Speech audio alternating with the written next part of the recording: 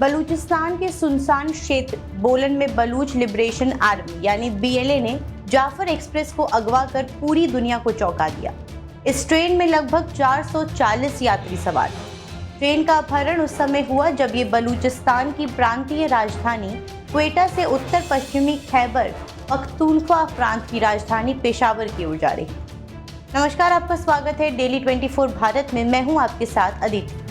पाकिस्तान में train hijack करने वाली बलूचिस्तान लिबरेशन आर्मी बीएलए ने दावा किया कि उसने सभी 214 बंधकों को मार डाला है। आज बीएलए ने एक बयान में कहा कि हमने पाकिस्तानी सेना को बंधकों की अदला बदली करने के लिए 48 घंटे का समय दिया था, लेकिन पाकिस्तान की जिद के चलते इतने लोगों की जान गई। बीएलए ने कहा कि ये युद्ध अभी खत्म नहीं हुआ बल्कि और तेज हो गया है। अपनी आज़ादी के लिए लड़ रहे बलूच लड़ाके लगातार हमले कर रहे हैं। पाकिस्तानी सेना अपने सैनिकों के शव नहीं निकाल पा रही। बीएलए ने कहा कि ऑपरेशन दर्रा ए बोलान पूरा होने के बाद हम इसकी डिटेल्ड जानकारी देंगे।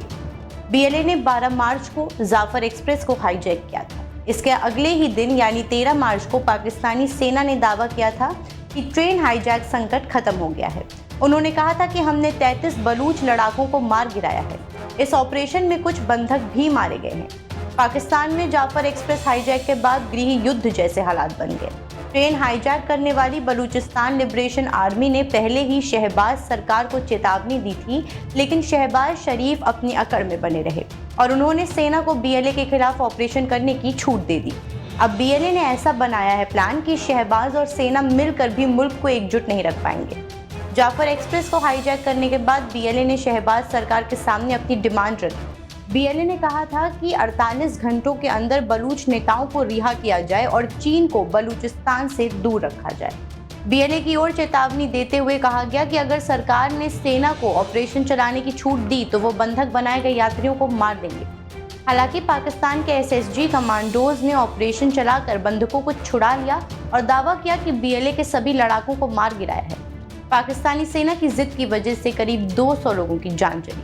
आपको बता दें, पाकिस्तान ने इस ट्रेन हाईजैक में भारत का हाथ होने के आरोप लगाया था।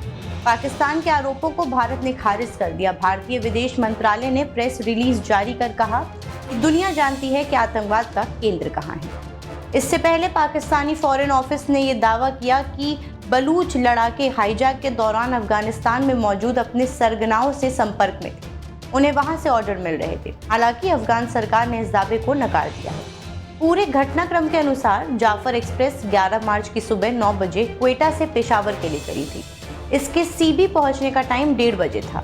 इससे पहले ही दोपहर करीब 1 बजे बलूचिस्तान के बोलान जिले के माशकाफ इलाके में बलूच लिबरेशन आर्मी यानी बीएलए ने गुडालार और पीरू कुंडरी के बीच इस हमले को अंजाम दिया।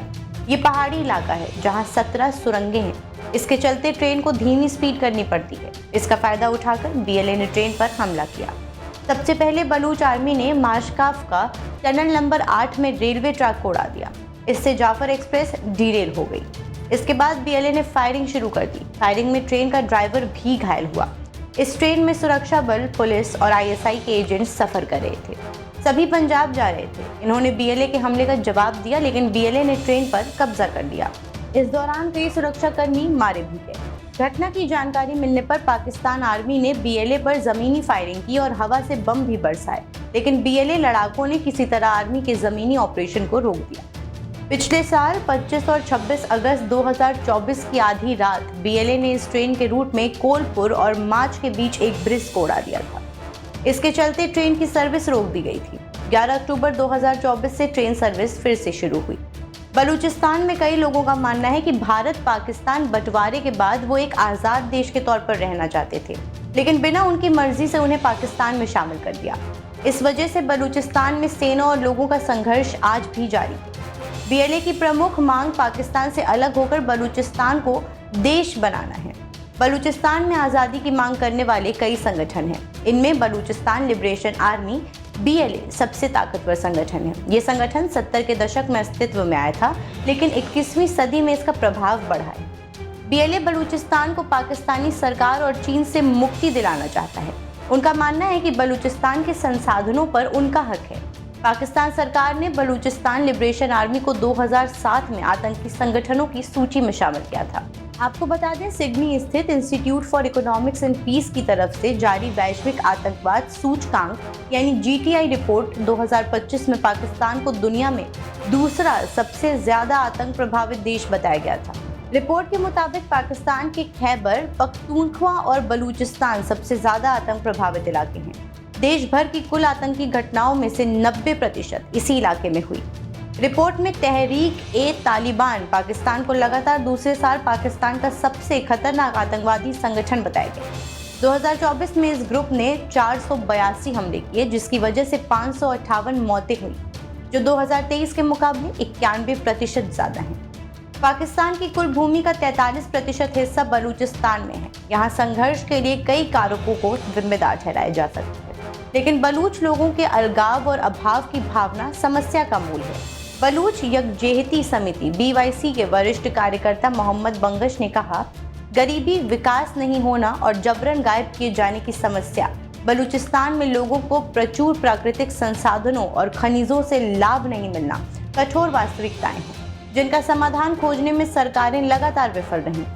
अलगाववादी विद्रोही आंदोलन इस दक्षिण पश्चिम प्रांत के लिए कोई नई बात नहीं है। यहाँ सरकार और सेना के बीच कम से कम 4 बार संघर्ष दर्ज किए गए हैं, जिनमें से आखिरी संघर्ष 1973 और 1977 के बीच हुआ था। 2006 में बलाच मर्री द्वारा पुनर्स्थापित की गई BLA ने 2017 से बड़े बदलाव किए। राष्ट्रवादी नेता नवाब खैर बख्श मर्री के बेटे बलाच को 2007 में पाकिस्तानी सुरक्षा बलों ने कथित तौर पर अफगानिस्तान में मार दिया था। उसके बाद BLA ने कुछ आदिवासी नेताओं के अनौपचारिक मार्गदर्शन में काम किया, जो सरकार से खुश नहीं थे। रक्षा विशेषज्ञ सैयद मोहम्मद अली ने कहा कि 2017 के बाद BLA एक शक्तिशाली ताकत बन गई, जब इसके 2 कमांडरों उस्ताद असलम, जिन्हें अचो के नाम से भी जाना जाता है, और बशीर जेब को उनके आदेशों की अवहेलना करने के लिए नेतृत्व द्वारा बाहर कर दिया गया। उन्होंने कहा, इसके बाद दोनों ने अपना अलग गुट बना लिया। यही BLA है जो अब सक्रिय है और बशीर जेब द्वारा वास्तविक रूप से चलाया जा रहा है। अचो को सुरक्षा बलों ने एक अभियान में मार गिराया था। बंगश का मानना है कि BLA को आम लोगों से सहानुभूति मिली, क्योंकि जेब एक मध्यम वर्गीय परिवार से था। ऐतिहासिक रूप से इन संघर्षों का नेतृत्व राष्ट्रवादी आदिवासी नेताओं या सरदारों द्वारा किया जाता था, जिनकी काबालगी लोगों को मुख्य सैनिक होते थे। लेकिन मौजूदा संघर्ष में आम लोगों के नेतृत्व वाली विद्रोही समूह शामिल है, जिनकी कई सालों से सोच को प्रभावित किया गया है और वो राज्य या सुरक्षा बलों को अपना दुश्मन मानते हैं। फिलहाल के लिए इतना ही। आगे की खबर के लिए बने रहे हमारे साथ, देखते रहें Daily 24 भारत।